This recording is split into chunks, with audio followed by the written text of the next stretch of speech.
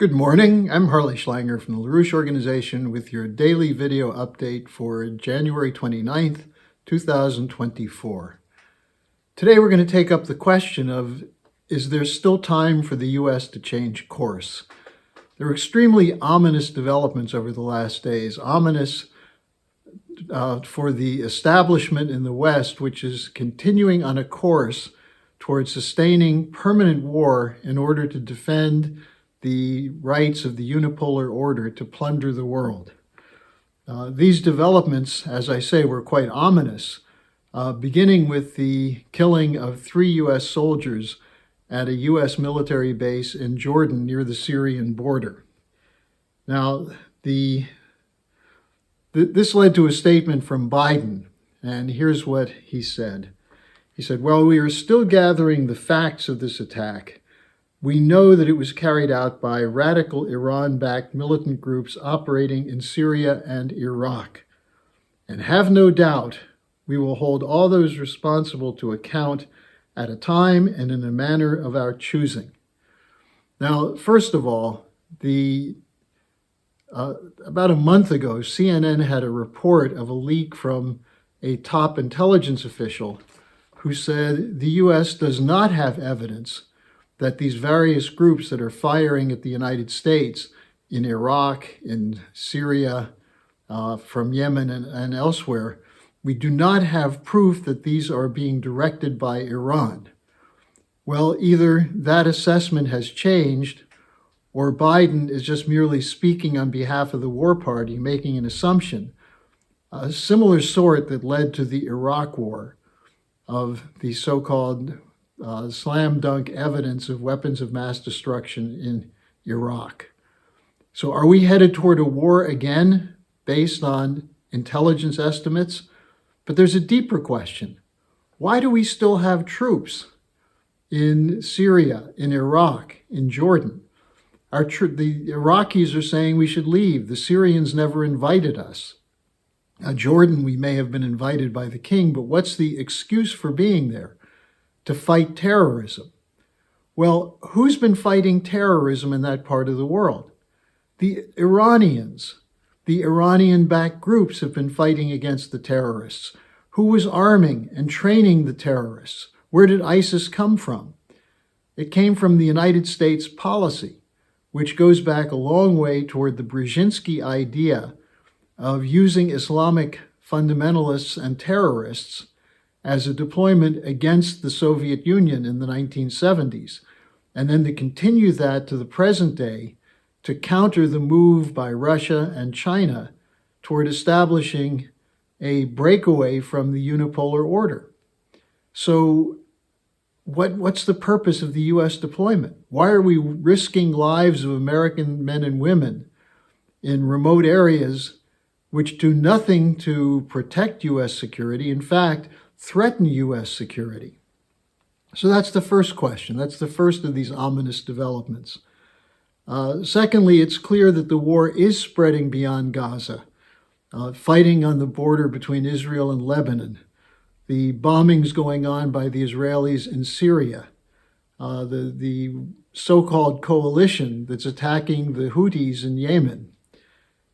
These are all very ominous, and again, they're part of this Bernard Lewis plan. But they're classic examples of geopolitics, British geopolitics, that part of the world has to be protected for the sake of the control of the Anglo-Americans of trade and commerce. Now, no sooner did Biden make his statement than the war hawks in the U.S. Congress in both parties were heard. Senator Richard Blumenthal of Connecticut and the perennial war hawk from South Carolina, Lindsey Graham, were immediately calling for the U.S. to attack Iran. Now, do they have any sense of the consequences of such an attack, especially in the absence of evidence that Iran is involved in any commitment to attack these other countries in the region?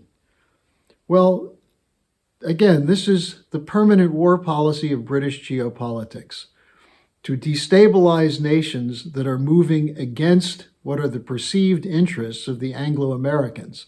In this case, Iran is now a member of the BRICS, as is Egypt. I mean, the Israelis are even threatening through an invasion of Rafah at the very tip of the Gaza Strip to end up in a conflict with Egypt.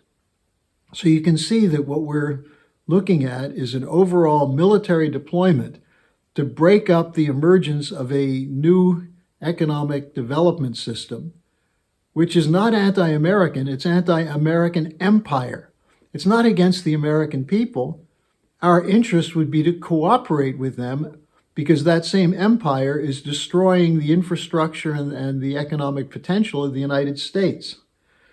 Now then you have the latest meeting at Ramstein Air Base in Germany, which was the 18th meeting, I believe, called for by the United States to coordinate sending more weapons to Ukraine.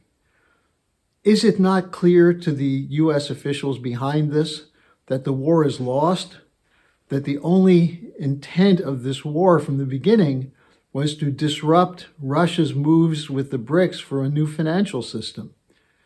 And in fact, the policy of war is what drove the Russians toward a conclusion that they need a new financial system when they were cut out of the SWIFT system and so on. So the other question at Ramstein is, where are these weapons going to come from? The stockpiles are way down. The ability to ramp up production is very unsystematic in the Western countries, and there's a rebellion against it. Why spend money for these wars that are lost from the beginning when there's not enough funds for education, for healthcare, for infrastructure in the Western nations? On top of this, we now have Steadfast Defender 24, the latest NATO military exercise, which is going to go for the next 3 months and be the largest NATO exercises ever up to the border of Russia.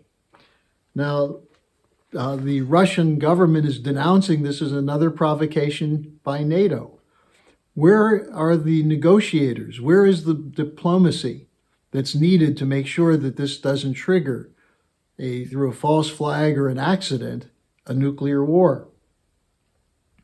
Now, the Russian Foreign Intelligence Service Director, Sergei Narishkin, accused MI6, the British intelligence agency, of training Ukrainian sabotage units for attacks on Russian nuclear power plants. This would, of course, be another prelude to a possible escalation. Now, in contrast to these signs, there's some positive developments. Not positive for the establishment, but positive for the future of peace. The International Court of Justice ruling, which has been misinterpreted by the media because they did not call for an immediate ceasefire. Well, that was not part of their purview. What they were looking at was whether the case presented by South Africa was worthy and merited further investigation, or whether they would side with the Israeli rebuttal and say it was meritless and throw it out. They said it deserves further investigation, and they issued a whole list of things that Israel must stop doing. If you add them all up, what they show is that there was an intent by Israel to commit genocide against the Palestinian people, and that the only way to fulfill the provisions of their ruling, which is to stop the killing, stop the destruction of infrastructure, stop the withholding of food and water and fuel and so on, the only way to do that is with a ceasefire. The fact that the Israelis are going crazy saying that this was an anti-Semitic ruling, when in fact it was precisely because of the anti-Semitic Holocaust during World War II that these provisions were developed, the Anti-Genocide Convention of 1948. And the irony is that Israel is now the country that's being investigated on the charge of genocide, and the judges at the court ruled that this deserved a fuller investigation. And it has the support of almost the entire world.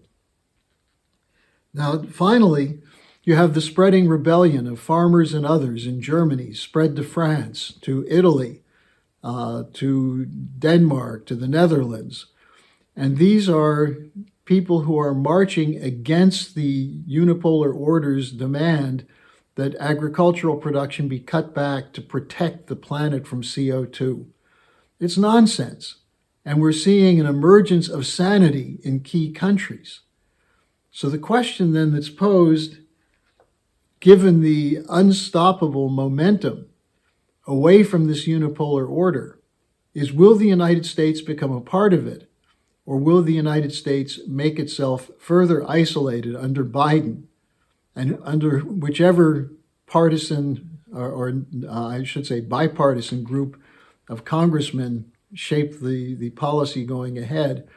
Will the United States be isolated in the world and left to an indefinite future of war and depression?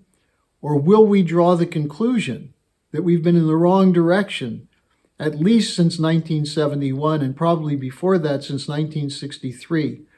Because after the assassination of John F. Kennedy, the United States has been the major enforcer of this idea of a unipolar transatlantic order.